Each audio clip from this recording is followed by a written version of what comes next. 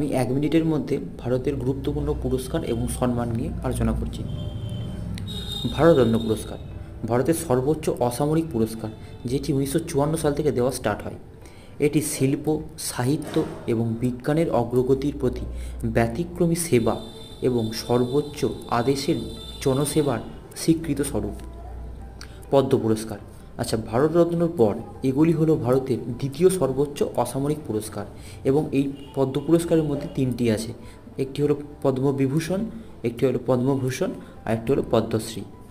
জাতীয় পুরস্কার সিনেমা, খেলাধুলা, শিক্ষা, বিজ্ঞান এবং সরকারি পরিষেবার মতো বিভিন্ন ক্ষেত্রে অবদানের জন্য ব্যক্তি এবং সংস্থাকে ভারত সরকার কর্তৃক উপস্থাপিত বিভিন্ন পুরস্কার অন্তর্ভুক্ত করা হয়।